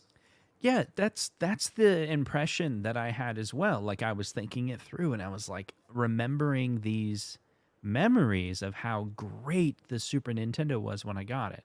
And I have it. When it comes to Nintendo, I have multiple versions of Play Nintendo. I have like, and I'm not even talking about like a Pi, right? I'm talking about like I have the Analog NT, which is a $500 Nintendo FPGA where you can sideload games onto it, or you can plug in an EverDrive, which I have. I have multiple EverDrives. I have a Famicom. I have probably 20 NES consoles, like just the consoles, and then I have the top loader. I have the front loader. I have RGB modded. Like I don't know. Like I'm huge into consoles. Do you have the Duck Hunt guns? Yeah, sure. I got second party Duck Hunt gun. I got first party. I got the orange. I got the gray. I got multiple. Super Nintendo, I have the analog Super Nintendo version. I have a couple of the junior Super Nintendo Mini or Juniors RGB modded, and then the one that I've been playing lately is this straight up Super Nintendo, which you don't need to RGB mod, but you have the HD Retrovision cables plugged into it, and you get component video without doing any modifications. It's great. I've been playing. Do you have the glove, the Nintendo glove? I have two of them. There's an adult version and the child version. Very cool. So here's the game. Let me explain exactly why I like and maybe it's just me personally, but I was playing this the other day. Yes, it's horrible. Remember this level? I don't know if you played this game, but you're just I never played this one. My parents wouldn't even let me watch Terminator 2. Yeah, I'm the same way, but they were like saying it's too violent. Yeah, we ended up watching it. So here's this Nintendo Complete has a video on it. So you're just going around punching, but it's super hard because like you can die really easy and then you got to start over. And then you go to this next level and you're like, now you're inside a bar and you just got to punch all these guys. And again, the only thing that sucks about it is like it's easy to die. But if it was more like a I don't know, like an arcade version where you can just add another coin, like I think it would be more enjoyable. That's why I want to do the. And then I see this level and it took me back and I'm like, yes, I remember playing this level. And I think I played it on Game Boy. I think I played it on NES. And I'm pretty sure there's a level like this for Super Nintendo. But it took me so long to get to this level. And then even when I was a kid, I used to ride my bicycle and pretend I was playing this level. You're like, That's funny. He's after me. I got to go really fast and I got to shoot him. I just want to get to this level quicker because it's fun. Yeah, my only T2 games I remember is the arcade. Is that right? I'd play that one all the time. Yeah. Do you have a Super Scope? I have a Super Scope. Super Scope is the Super Nintendo gun, right? Yeah. Yeah. It goes over. It's more like so a bazooka. Funny JT asked that because I was about to ask you that same question. Yeah. So, 2018, I was just like every month, I was like, I got a Virtual Boy. I just bought like everything. I'll be straight up with you. So in 2018, when was it? So I lived in Colorado and I sold my house in Colorado and then I bought a house in Iowa. And the difference between how much I was able to sell my house in Colorado and how much I needed to buy a house in Iowa gave me a little extra money. Yeah. And my wife's like, you should just go buy a whole bunch of crap. Like all the stuff, the Nintendo stuff you've ever wanted to buy. So you moved from Colorado to Iowa? Yeah. Do you miss the mountains? Sure. Yeah, absolutely. Absolutely. Yeah. That's one thing I love about here is the mountains. Texas is so flat. Yeah. Yeah. The mountains are really cool. Yeah. I mean, I lived in Parker, Colorado, and we could see the mountains, the Rocky Mountains, and then you could even see, I can't remember that 14er that's down in Colorado Springs. Maybe those in the chat can remember what it's called. There's a big mountain in Colorado Springs, and you could see it from the city I was in. And every morning I was driving to work, like I'd look at it, and it was just beautiful, just beautiful. So anyway, yeah, I started buying Virtual Boys. That's it, Pikes Peak. I knew someone would help me out. Pikes Peak, beautiful. We went up there. They have a you can drive to the top, right? Yes, you can drive to the top of Pikes Peak. There's a couple other mountains you can drive to. We did the Pikes Peak drive a few times, and then they have donuts up at the top, little donuts that are like cooked because it's high, super 14,000 altitude, so they just like taste different. So that's pretty cool. But the best time, I think twice we took a trolley, like with some friends, and it takes like 30 minutes to get up there, like in a train or something. It's pretty cool. Yeah, I love Colorado. Yeah, get some donuts. So yeah, I got a couple of Virtual Boys, and it was funny at the time. I did it at the perfect time, and I didn't actually spend that much money to get the collection that I have. But I think now it'd be a little bit more. The Virtual Boy, I remember that. The tennis, there was a tennis game, right? Yeah, Mario Tennis. Yeah, I'd go to the video game store and I'd play it, but no way would my dad buy that thing. Yeah, I bought it when I was a kid. I don't know where I got the money because we were super poor. But then my mom told me I should return it because it'll give me headaches. And I agreed with her for some reason. And then I bought games for Super Nintendo, I think. The controller's pretty cool, though. I like the grip on the controller. Yeah. Yeah, that's not bad. A couple of friends of mine, I'm friends with this guy, Bob. Oh, that's funny. He lives in Parker, Colorado right now. Yeah. Parker is awesome. My wife and I loved Parker. We lived there for several years, and we've talked about moving back because of how cool that city is. It's like a little quiet little town, a little away from, Denver. It's far enough away that you're still close enough to Denver, but far enough away that you feel like you're not attached to a big city. Parker's great. What was I talking about? You were talking about the money you saved when you moved to Iowa and you were able to buy all these games.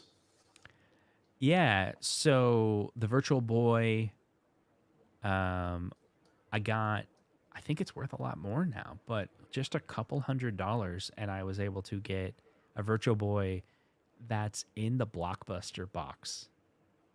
So Blockbuster rented out Virtual Boys in a case that says Blockbuster on it. And you can get them now. Yeah, that was a thing back then, renting systems. I used to rent a Sega Saturn a lot because we would never buy it, but they'd let me rent it. I'm following Console Fanboy. He's getting super jealous that we're sitting here hanging out. He literally says, "I'm getting jealous. Are you two best friends now?" Like, dude, like, I don't know. Like, it is a podcast, and I invited Biggie D on, and part of it is, dude, you're part of the community, Console Fanboy. Biggie D is part of the community. There's nothing wrong with talking. Yeah, you got to about- have Zohar on your stream sometime. He I've never live invited- streams up. Console Fanboy, I want you to type in the number of times I've invited you on the show, and you said no. The number is not 0.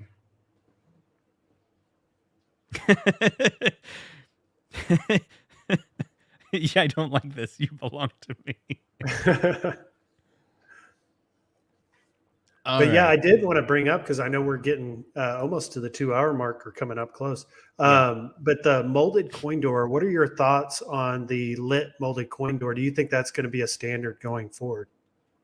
I don't know. What we've seen, right, is there's 2 different types of 3 different coin doors, right? So plain, lit, and then lit with push button. And now that we've seen the designs, we've seen that the push, like, there's a very specific connector that has to go from the push button to the PCB. That makes sense, right? Like, not only does it have to power it to light it, but it's got to have that coin up mechanism, basically a trigger to at least a couple wires in there to say, hey, coin up, for player 1 and player 2. And then you got the other version that doesn't interact with the PCB at all, but they included in the Star Wars a Y splitter to just split the power, so power is being pulled for the lit. And then you have one without the lit. And it was like everyone liked the molded coin door, but they didn't like that it was lit. And then the Retro 530 mod came out, and it's sold out. Everyone wants it. So Arcade1UP listened. Now they're putting it in the Star Wars, new Star Wars. So I'm thinking they may be doing that on all of them. Maybe the non-lit molded coin door may be gone forever. It could be. I do think that every year, a part of Arcade1UP's strategy is to one-up their design, pun intended, to partially incentivize people, maybe partially incentivize people to upgrade. But I think it's more, okay, the people that didn't buy last year, here's something that'll get you to buy this year. And I think that's on purpose. And I think they know exactly how to build what I call the definitive cabinet. And in 2018, when they started to blow up, they could have made the choice, let's build the definitive cabinet for everything. And somewhere along, we're like, we can't build the definitive, then no one will repurchase. And so we're stuck in this cycle where every year they make it slightly better. And I think that's 100% on purpose. There's nothing we can do about it. What are you going to do? Like, demand that they just release the definitive version? Yeah, Star Wars XL is probably the definitive version for Star Wars. What I like too, when they're doing this too, is they listen to the community. So if the community is saying, well, we have to have this or we have to have that, they're going to listen and try to do that. It happened with the riser. It happened with the lit coin door. Happened with the marquees. 3 of the ones behind me don't have lit marquees. So that it's happened with many different things we see on these arcades now. I'm wondering what's going to be the next, thing we ask for or what we get. Yeah, that's a good Bigger point. screen, maybe 19-inch screens, rather than 17s. Yeah. Zero Redux is mentioning, I wish OneUp would sell those coin doors on the site, leaving money on the table. It's a good point. And That's a very good point. What about the people that already have the coin doors? Couldn't they just sell like yes, Retro 530, you could go to them, but Retro 530, I've bought his LED. Like, it's a kit, and yeah, you screw it in, and he sells you an LED and a wire, and you can connect it. But if Arcade1UP has the power to go to manufacturer and just like sell you the part they already make, and we've now learned that it's like this molded attachment to the back of it, can that be adapted to the existing coin doors? 'Cause people Yeah. love ease of use. That's a good question. Someone would have to take it apart and kind of take a look at it to see if it's possible. But that would be cool. And that he brought up a really good point. As these cabinets start to age, we're going on 5 years now. Things are going to start breaking. Marquees are going to start going out. Screens may start going out. Controls obviously are going to, and they can't afford to continue to send you free parts forever, right? Like I recently scratched my LCD overlay. They sent me a brand new one for free, and the warranty was out by almost 3 years. They can't afford to do that long term, so they got to stock that online store. That's going to happen at some point. Yeah, I talked to Ryan, CastleMania Games, and I talked to Glenn, and both of them are retro video game retailers. And I told them the same thing. I said there's a missing opportunity in the home arcade space to sell replacement parts. And Glenn was very depressed because of the whole situation that's going on. And I was trying to be as encouraging as possible. And I told him, I was like, just reinvest in yourself. Reinvest in what you do good. You don't need one up to succeed. And I was like, there's a huge what I said, there's a huge opportunity. Like, I get comments on my videos all the time that are just straight up. Like, the one was the other day, and I had no response. I couldn't really help them. The question was, my dog just chewed up the cable, the power cable to my Arcade1UP. Where do I get a replacement? Yeah, you'll have to open a ticket and hope that they send you it. That's what I told them. I was like, you should try to do a ticket. You might actually have some good luck in it, but I would rather, the best case scenario was like, oh, don't you know, arcade1up.com/parts. Yeah. And they resell all their parts. Oh, it's only $15 for the power cable. Your dog chewed it. Spend the $15. But I'm like, I don't think they're going to do it. So Glenn, why not? Like, I was talking to CastleMania Games. I was like, let's just take a look. And it's funny, CastleMania Games sells really high quality power supplies for NES consoles. Like, the retro gaming community has determined a better power supply for Nintendo, for Sega Genesis in the last few years. For a while there, it was like, no, you should use the original because the original is actually super high quality. But since then, they're like, hey, we've found a manufacturer that that sells replacement, that sells very good quality with high capacitors, power supplies that meet the spec of a Nintendo or Sega and with the right port. I was like, man, we could find the same one for Arcade1UP. Be like, oh, it's this many milliamps, this many voltages. We've had the community test it. Boom, $15 on Glenn's Retro Show Thunder Stick. Buy it there. Arcade1UP won't do a replacement. I think though, like your average Arcade1UP consumer is, a little bit, they like the ease of Arcade1UP and the, just going to them for everything. I just don't see like the entire consumer base wanting to go to these third parties for parts. I mean, it's not what they want to do, but I think here's the thing. If Arcade1UP was perfect, Glenn's Retro Show wouldn't exist.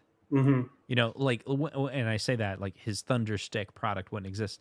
I mean, his spinner exists. I mean, maybe he could still make some money off of like he's just selling arcade parts or people that are building their own multicade. Maybe there's a market there. And something else I thought too is, with a real arcade, there's maintenance, right? And you have to have some skill and some technical skill to fix things when things break. And it's kind of like that with Arcade1UP. When people first get introduced to it, they don't want the hassle of any of that. They just want the ease of use.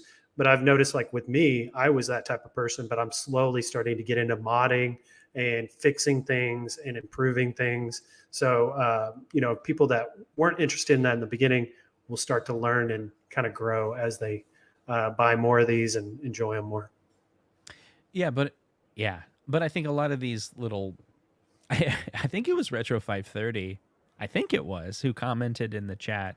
No, maybe it was Retro Lizard, that it was a joke, of course, but his joke was implying that he was a little upset that the Star Wars has the lit coin door, because he's like, they're taking business away from me.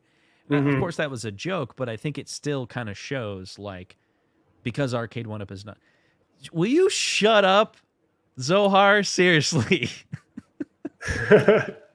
He's freaking annoying me.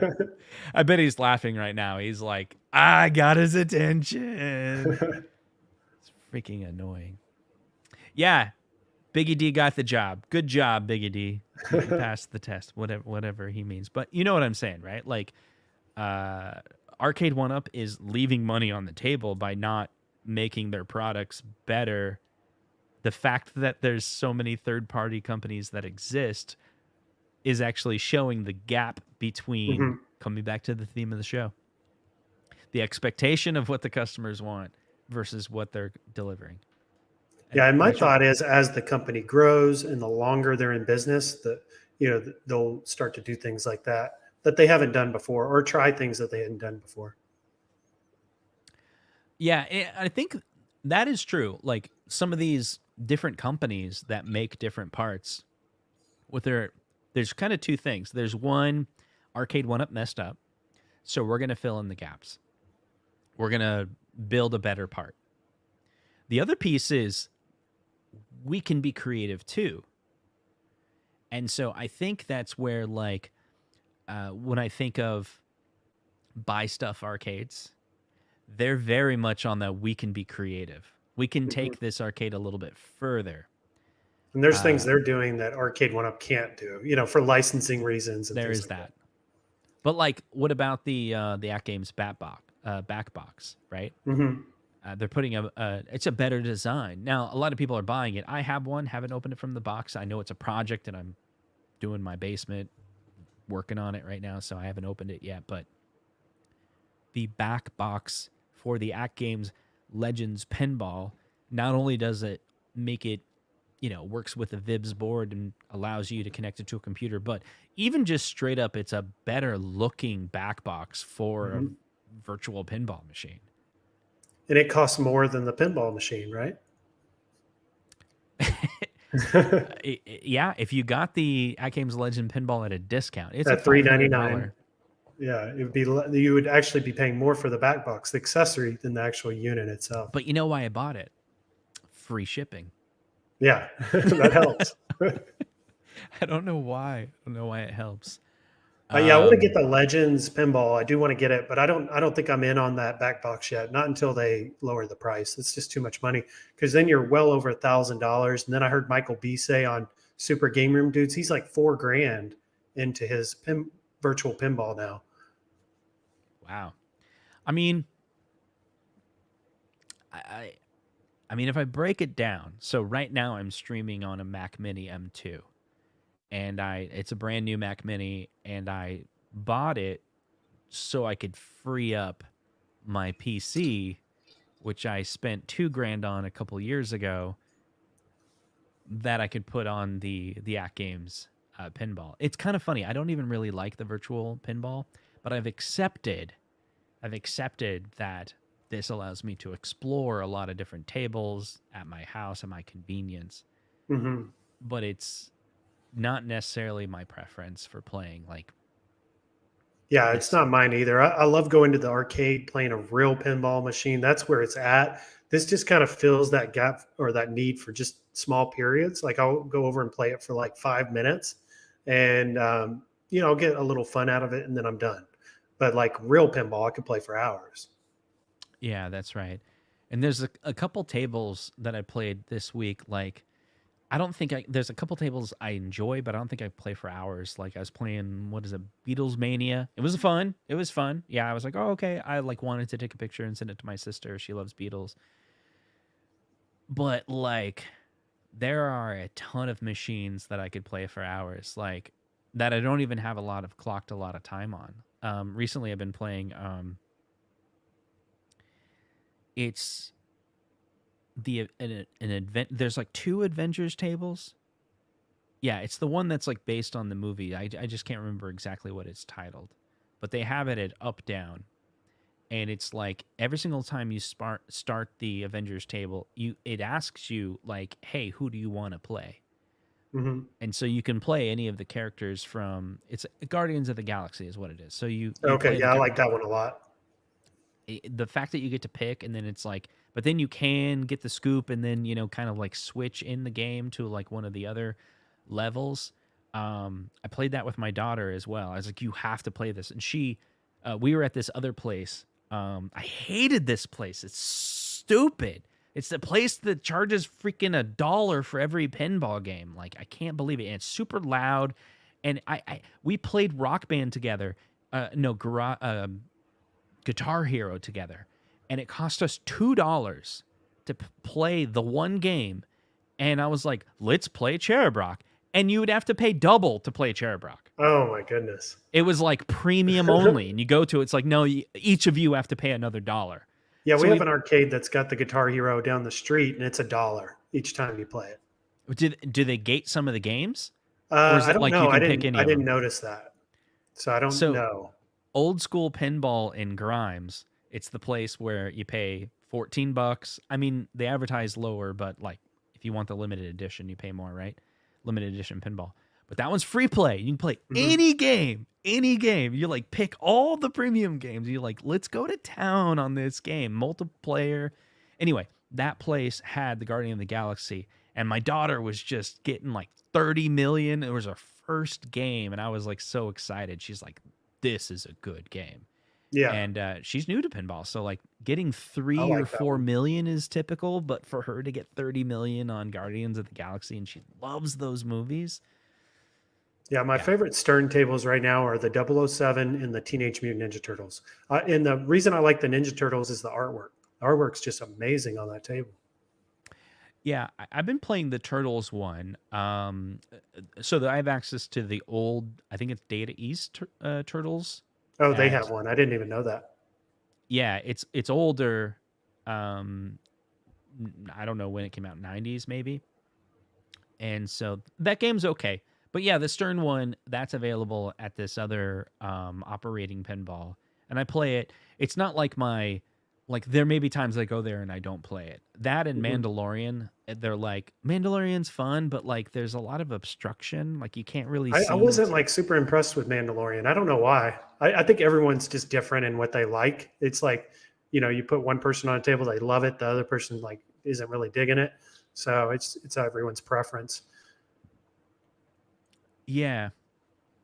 Yeah, I do agree with that. I'm trying to think. And you see like the top, 100 pinball tables, and it's like you see the top 5, and you're like, why are those the top 5? Because you have these others that you like. Yeah, so 007's interesting for me because that one is available to purchase if I wanted it. There's a Stern dealer in Illinois that's like, I have stock right now. You want it? Come get it. And I was thinking about it, and I talked to my wife about, well, what about 007? Because we're thinking about getting about 4 machines total. But I haven't told her if 4 means with the 2 I already have. So I'm a little fuzzy on that. If you watched the movies, it's got like so much involved in that table, and it has all the movies, and if you can remember the movies and you're playing the game, it just adds to it. Yeah, so yeah, I've been doing that lately. Like, I love Godzilla, so my wife and I watched the Godzilla movie, like the Raymond Burr movie, the original one. And I'm telling you, like sitting down and watching that movie and how cheesy it was, but it had all the like voiceover, the newscast voiceover, and then clearly the movie was like a Japanese movie, but then they brought it to the United States, so they add all these scenes with Raymond Burr, Yeah, and there's some parts that are just like basically narrated, and then there's other parts that are like translated, and then there's versions that just have the subtitles. But the movie's great. That sound Godzilla makes too. I'll never forget that. Yeah, that scream sound he does. But it definitely. Then I started playing Godzilla. It's probably the most. I think I've played Jurassic Park and Godzilla 100 times in like this year. Have you played Lord of the Rings? That one I haven't played. That one's pretty like I think it's top 25, but it's not very high. I think it should be like top 5 in my opinion. I love that table. The table that I love that I didn't know I was gonna love was Avatar. Avatar. I have not played Avatar. Yeah, like I don't know why. Like the movie's pretty good. It's okay, but I didn't think I would like the pinball game, but just like I was drawn to it. We played that in Vegas, and I was like kept on going back to Avatar. I'm like, this game's great. Where was that at in Vegas? So B and I don't know if B's told this story. Yeah, we didn't I hear haven't- much about your trip. So we went to an arcade one of the nights. I think it wasn't, maybe it was the last night. A really cool thing happened. Very cool thing happened. We walk in to this arcade in Vegas, and the bouncer goes, "B Kong? No way. Justin?" No No way. joke. And I was like, "Hey," he's like, "Console Kids, right?" And I was Wow. like, "Yeah, man." You're a celebrity. Yeah, it felt weird. And he's like, "Oh, come on in, you know?" And then I was just going through the entire arcade, just looking at what they had. And I was trying to figure out what am I gonna play, right? And B Kong has already like got tokens and everything like that, and he's starting to play already. But I'm just like analyzing. I'm like, okay, I want to play Simpsons Party. They got that pinball. They had this. I can't remember all the names of these pinball games, right? They had the magic one where It the must have box- been off the strip. yeah, that Kongs is arcade? there. Yeah, it was close by. It was close It by. was okay. I think it Because was I off was the in strip. Vegas about a month before you guys got there, and I went down the strip looking for Bally's had a decent one, and then of course I went to the Pinball Hall of Fame. But those were really the only two arcades I found. Yeah, it was pretty cool. So then then I came back down after kind of getting the landscape, and I put my credit card into the ATM to like get cashed, and then I'm gonna go to the token machine, and immediately that dude's like, "Stop, your money's not good here," and he like straight up gives me $20 in tokens, right? And I go up to B Kong, and I'm like, "Look, I got all this money." Here we go, Area 15 Emporium. So it's like Okay. sharing the tokens, and then we're playing to our heart's content. And then I go back down, and the dude's like, "You got to meet the manager." I'm like, "Okay." So I meet the manager, and she's like, "Oh, you're a YouTuber?" And I was like, "Yeah." So Kong and I came out here, and we're kind of telling the story. And I'm like, "I love your arcade." They had a lot of variety of games there. It was really fun. And she's Mhm. like, "Oh, here's some more tokens." She gave us like $20 more. At the point we at the end we had to give money. We had to give the money tokens away because we were there for hours. And Yeah. okay, so at that place, Kongs, what was that game that we played that was amazing? It was the best game ever. It was like a I'll do your super chat in a second, okay? I have it pinned, all right? It was this game. It was so much fun. It was this game where basically your job is you're a construction worker, and you have pedals for both feet, and you have levers. The construction game B's talking about it. You have levers, and the game's like takes a while to play. It's this big machine. You're in there. It's like you're in a construction vehicle with this big screen, and it's two players, and you have to. It says you have to pick up the dirt and put it in. It's like you're part of construction. So you have to pick up the work. You have to pick up the dirt, and you have to put it. Yes, Taito Power Extractor. Nice. It was the coolest game I ever played. I gotta look it up now. Yeah, we're Yeah, I've coming up not to heard 2 of it. hours.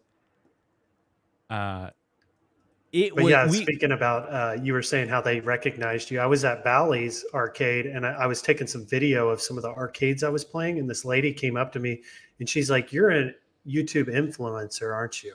And I had just started my channel like 3 months ago, and I didn't know what that meant.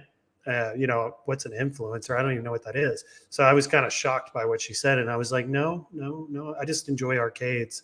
She's like, "Oh, okay."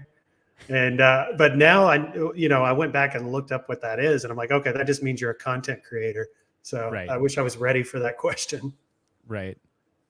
When I look it up, it just says Power Shovel.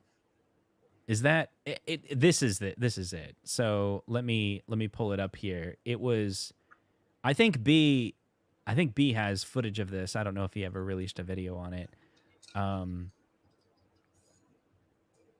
Wait, where is it at? I'm trying to find it. So this is the not Base Wars. What is this? I think this is it. Yeah. So check this out, right? So you sit down and your feet have to be on 2 pedals, and then your hands are on, like, you have to go in all 8 directions. So some of the things, like, you have to, it hurts your brain to play this, because when you're trying four to, things going on. yeah, you got 4 things going on, and then once you figure it out, you have a time limit to do it just right. It's fantastic. Yeah, Taito makes great games too. Is that a modern? That must be a pretty modern one, isn't it? The one we played, I think, had been out for a while. This video is 6 years old, so okay. that I just showed. So okay, so we're gonna do the super chat. We're gonna do this get to know. What do you go by? Like, do you ever say your first name on stream? Yeah, Daniel. Yeah. Okay, Daniel. All right. To get to know Daniel here, Biggie D, Console Fanboy asks, I would like to know right now, does Biggie own an MK or an iArcade? Also, why does he like the Cardinals? I need answers. Console Fanboy's judging you. So I don't have an MK cab, but I do have Mortal Kombat 1, 2, and 3 on my modded cabinet behind me here. My Marvel superheroes I played all the time.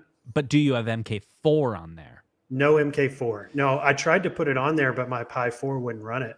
See, that's why we need Arcade1UP to come out with an MK4, because a Pi 4 won't run it. And then as far as what were those other questions? Oh, about the Cardinals.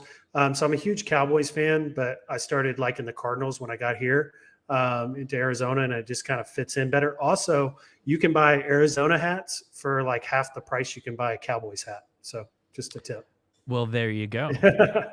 All right, so why don't you tell them about yourself? I'm gonna hurry up and try to find a 19K Fox's stream so we can make sure everyone is. Oh, and he asked about if I have an iArcade. Yes. So I purchased a RetroMania Standard Edition, which it's actually already purchased. I just have to go pick it up, and I'm waiting till March 3rd when I move into my new place. So I'll be getting into those games, and I'm looking forward to Operation Wolf, which should be within weeks, and Ninja Baseball Batman, which is going to be released in about 4 or 5 days with online play. Yeah, that was not what you were supposed to say, because now Console Fanboy is going to make a ton of videos about how he hates Biggie D, and how he's the biggest shill on YouTube. Good luck. Good luck, Danny. Good luck. And I'm not shilling. I really just enjoy this stuff that I talk about. So if you guys think I'm like trying to push anything on anyone, I'm not. This is just stuff I personally enjoy, and that's what I comment and do shows on. That's good. That's good, man. Well, thank you guys so much for joining the Console Kits podcast here with Biggie D. If you enjoyed Biggie D's rant about home arcade as much as I did, then you're going to click that link down in the description and hit subscribe to his channel as well. And we'll see you guys next time. When's your next show, Biggie D? I'll probably do like a midweek report on Wednesday. It'll just be a short video, and then I'll do my chill and chat next weekend on Sunday. All right, go check out 19K Fox. Love everybody. See you guys. Take care. See you guys later.